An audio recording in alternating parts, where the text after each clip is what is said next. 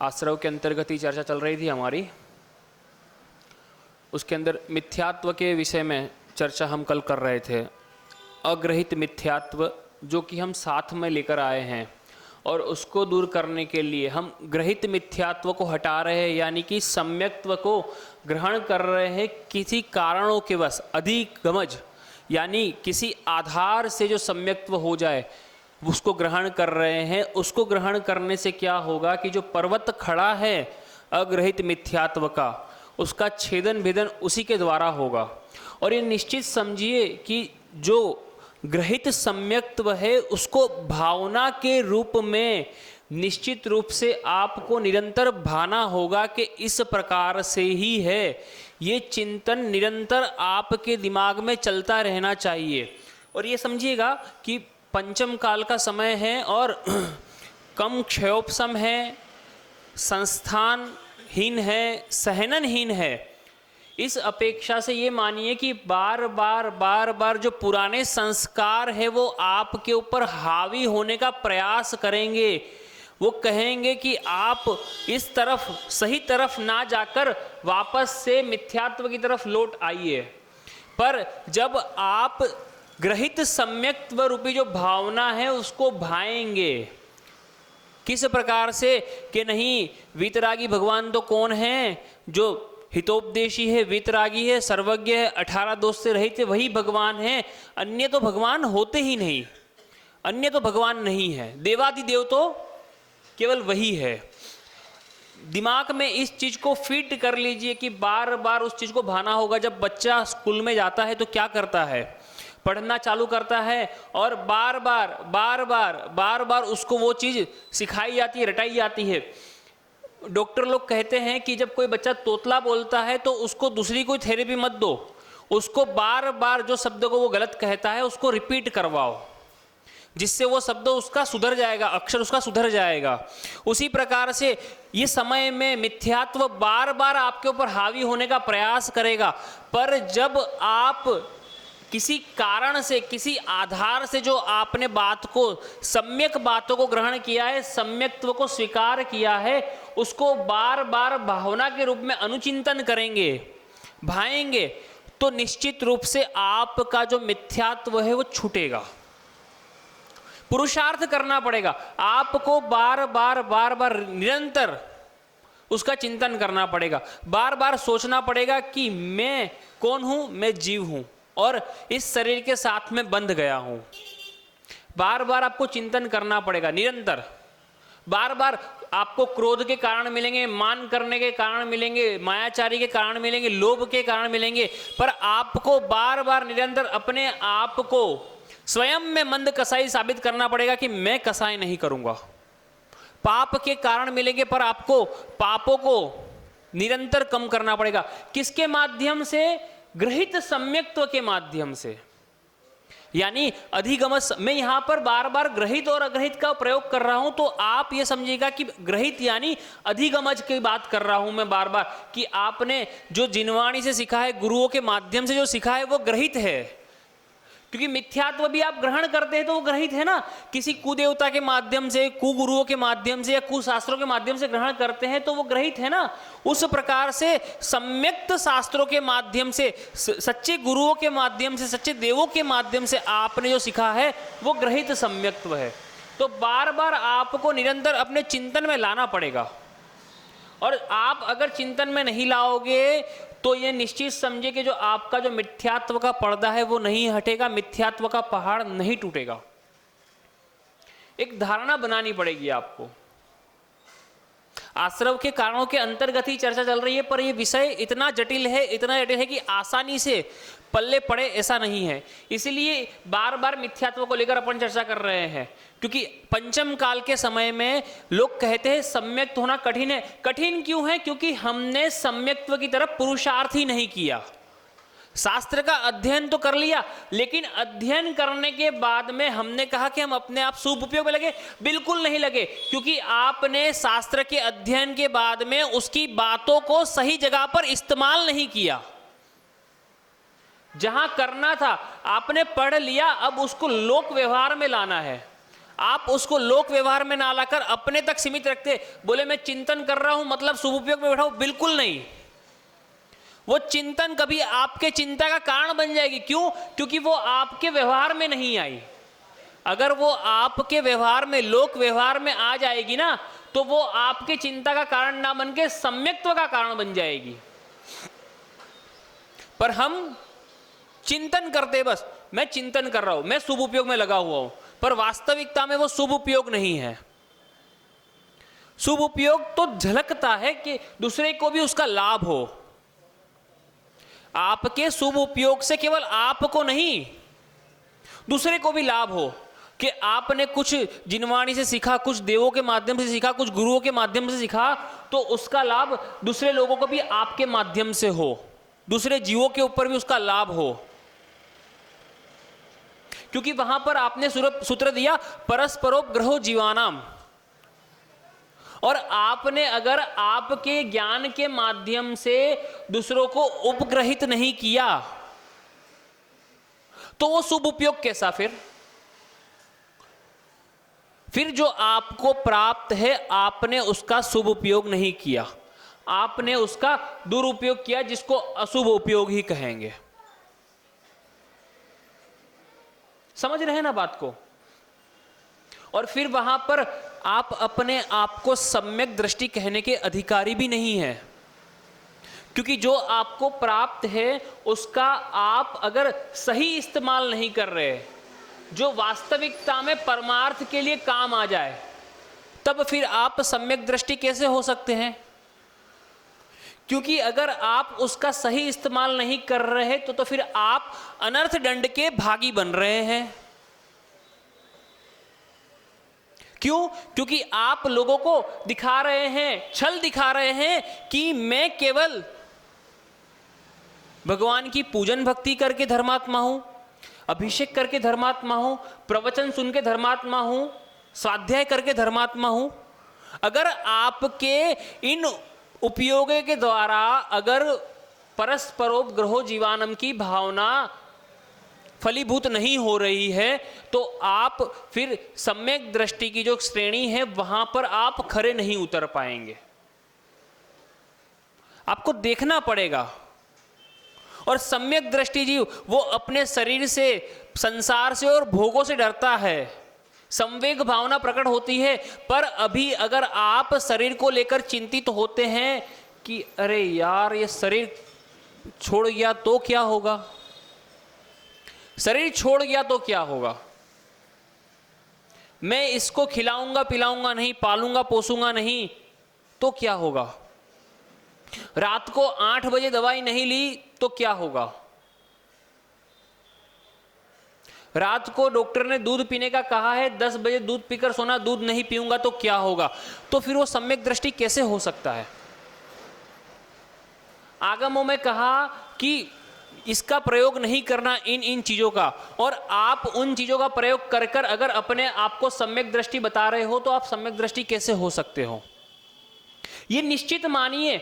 एक छोटा सा उदाहरण देता हूं कि चाय पीने वाला व्यक्ति कभी सम्यक दृष्टि नहीं हो सकता, वो अपने जीवन में ब्रह्मचर्य का अखंड पालन कभी नहीं कर सकता।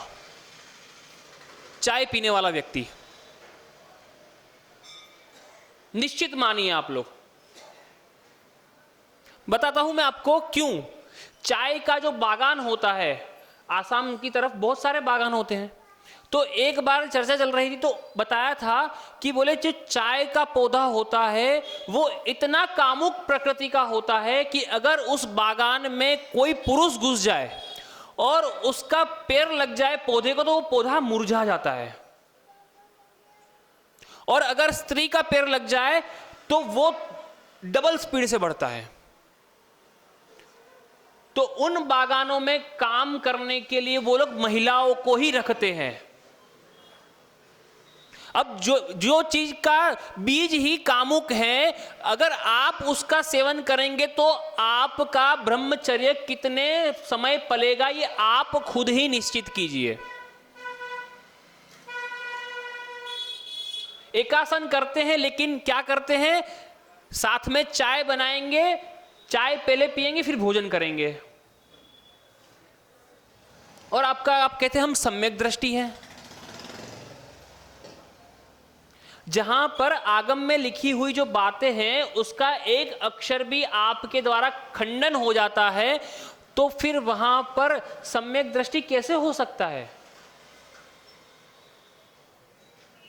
रोज भगवान से कहते अक्षर पद मात्रा से दूषित जो कुछ कहा गया मुझसे, खाली कहते हैं। वो क्यों कहा? क्योंकि आज्ञा सम्यक्त्व के पालन करने में अगर अक्षर पद मात्रा से कुछ दूषित हो गया हो तो वो शुद्ध हो जाए। पर आप लोग आज्ञा सम्यक्त्व का पालन कहां करते हैं? और फिर ये लाइन कहते हैं, योगों की चंचलता की बात कर रहे हैं, वचन से तो कह रहे हैं, पर मन से कहां पाल रहे हैं? काय से कहां पाल रहे हैं? पाल रहे हैं क्या? और योगों की चंचलता की बात कर रहे हैं हम, आश्रय के विषय को। आप सब्जेक्ट पढ़ने बैठ गए पीएचडी का, और अभी तक स्कूल में एडमिशन लिया नहीं आप लोगों ने। अभी तो आप लोग कौन से नैष्ठिक, प्राक्षिक और कौन से श्रावक होते हैं? आप कौन सी श्रेणी में हैं? आप देखिए, स्वयं देखिए। और आप पढ़ने बैठ गए पीएचडी का सब्जेक्ट। कैसे समझ में आएगा? केवल पढ़ने से समझ में आएगा? उपयोग में तो आ नहीं रहा कुछ भी। अगर ये चीज अगर हमारे व्यवहार में नहीं उतरती है तो वो उपयोग, शुभ उपयोग कतई नहीं है। व्यवहार में उतरेगी तभी वो शुभ उपयोग रूप परिवर्तित होगी। आपके मन में है, मन में होने से कुछ नहीं होता, क्योंकि मन में होता ना तो व्यवहार में आ जाता। मेरा तो मन करता है कि मैं 6-6 दिन के उपवास कर लूं, पर करता क्या हूं? दिन में 4 बार खाता हूं, रात में भी खाता हूं, और मन कर रहा है 6-6 दिन के उपवास कर लूं मैं। ये क्या बात हुई भैया? ये सम्यक्त्व के लक्षण है क्या? यही अग्रहित मिथ्यात्व हम अनादि से लेकर आए हैं, और इसी को लेकर गुरु महाराज बहुत समय से प्रवचन कर रहे हैं, बहुत उपदेश दे रहे हैं, पर वो अभी हमारे समझ में क्यों नहीं आ रहा? क्योंकि अभी हमें मिथ्यात्व में आनंद आ रहा है, सुख लग रहा है, सुखाभास महसूस कर रहे हैं। ना वहां पर सुख है ना सुखाभास है, निश्चित मानिए आप लोग। और हम आश्रव का विषय पढ़ रहे हैं। कैसे बताओ और क्या क्या एक्सप्लेन करूं? आप लोगों की क्या क्या चीजें बताओ कि आप माने कि हम मिथ्या दर्शन में अभी भी है,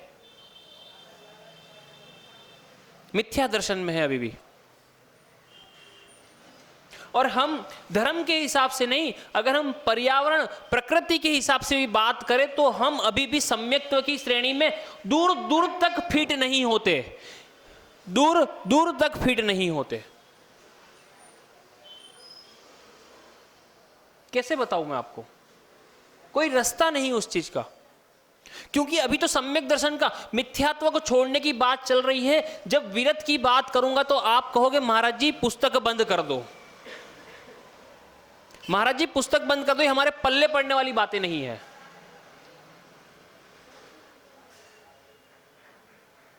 क्योंकि देखिए, जो अणुव्रती होते हैं वो कहता है कि त्रस की तो हिंसा नहीं करता, लेकिन स्थावर को भी फालतू में परेशान नहीं करता। और हम क्या करते हैं? हम क्या करते हैं? अंदर गए, सामग्री कक्ष में मैं रोज देखता हूं, जो सामग्री बनाएगा, सामग्री बनाने से पहले पंखा चालू करेगा। भगवान की वेदी, भगवान विराजमान है, ऊपर पंखा चल रहा है अभिषेक के लिए। प्रवचन में आएंगे, पहले पंखे का स्विच खोलेंगे। जब आपका उपयोग मंदिर में ही सही नहीं है तो घर में आप क्या करते होंगे? आप स्वयं विचार कीजिए। अभी मैं व्रतों की स्थिति में आया नहीं, मैं आपको मोटी मोटी बातें ही कर रहा हूं केवल। और हम कह रहे हैं हम सम्यक दृष्टि है। काहे के सम्यक दृष्टि है? अभी तो हमारी दृष्टि दृष्टि सम्यक की तरफ गई भी नहीं है और हम अपने आप को सम्यक दृष्टि कह रहे हैं। क्यों? क्योंकि अभी हमने मिथ्यात्व को ही सम्यक समझ लिया है। मिथ्यात्व को ही सम्यक समझ लिया है। पूरे आप देखें ना तो बहुत सारी चीजें हैं, आप अपने जीवन में खुद महसूस करेंगे। आप खुद झांकने का प्रयास कीजिए कि मैं कहां गलती कर रहा हूं। धार्मिक स्तर से, सामाजिक स्तर से, प्रकृति के स्तर से, पर्यावरण के स्तर से, देश के स्तर से। सड़क पे निकलते हैं, पुलिस वाला पकड़ ले तो क्या करते हैं? अरे भैया ले दे के काम निपटा दे। राज आज्ञा का उल्लंघन कर रहे हैं और ले दे के काम निपटा दे। खुद भी मिथ्यात्व में और सामने वाले को देकर भी मिथ्यात्व में पटक दिया। वो तो अपनी नौकरी करना चाह रहा था, लेकिन आपकी हरी पत्ती की हवा ने उसको भी राज आज्ञा का भंग करने पे मजबूर कर दिया। चोरी का दोष स्वयं भी लिया, उसके सिर पर भी लगाया। कैसे हैं हम? तत्वार सूत्र में पांचों पाप के जो 5 अतिचार किए कंठस्थ होंगे, लेकिन कहां लगाना है वो नहीं पता। क्यों लगाऊं मैं? मेरे को कंठस्थ है बस। आपने कहा ना भावना करो, तो भावना कर ली, मेरे को याद है, रोज याद करता हूं मैं, लेकिन कहां लगाना है वो मुझे पता नहीं है।